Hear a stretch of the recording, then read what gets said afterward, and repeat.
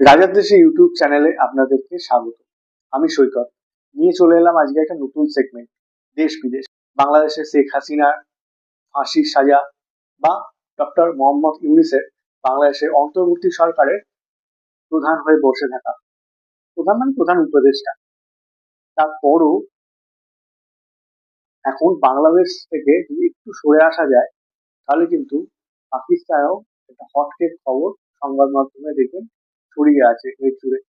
আচ্ছা ভাবুন তো, আপনার বাড়ির কেউ হয়তো জেলে আছে, 6 সপ্তাহ আপনি তাকে দেখতে পাননি, বিভিন্ন খবর শুনতে পাচ্ছেন যে তাকে হয়তো মেরে দেওয়া হয়েছে, তাকে অন্য কোথাও নিয়ে যাওয়া হয়েছে।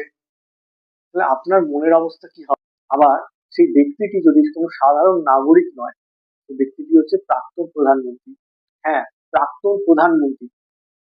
প্রাক্তন প্রধানমন্ত্রীর এ ধরনের আহ, হত্যাকাণ্ড হওয়া বা তাকে কোথাও নিয়ে চলে যাওয়া, তাকে জেলে রাখা, এসব পাকিস্তানের নর্মাল ব্যাপার। এই নিয়ে কোনো মন্তব্য আমরা করব না, এটা ওদের নর্মাল জিনিস, অ্যাবনর্মালিটি এতে কিছু নেই। কিন্তু একজন অত্যন্ত গুণী ক্রিকেটার ইমরান খান, তাকেও এইরকম অবস্থার সম্মুখীন হতে হলে বুঝতে পারছেন সেই দেশের অবস্থা কি। 1992 তিনি ওয়ার্ল্ড কাপ এনে দিয়েছিলেন পাকিস্তানকে।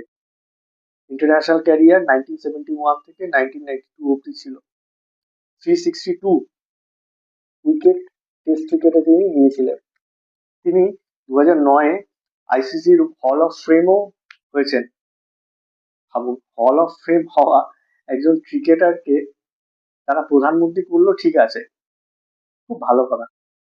কিন্তু তা বলে প্রধানমন্ত্রী হয়ে গেছে বলেই তার ক্রিকেট সত্তাটাকে বিসর্জন দিয়ে দেবে? মানে তার কোনো রকম দাম তারা রাখলো না। প্রাইম মিনিস্টার আগস্ট 2018-এ হয়েছিল। সেইখান থেকে হওয়ার পরও 2022-এ নো কনফিডেন্স মোশন এনে তাকে প্রধানমন্ত্রীর পদ থেকে পদচ্যুতি করা হয়।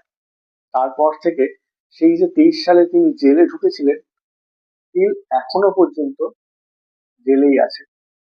তার বাড়ির লোক বারবার বলছে আমরা তার কোনো খবর পাচ্ছি না। এটা কিন্তু কখনোই কাম্য নয় একটা সভ্য সমাজে।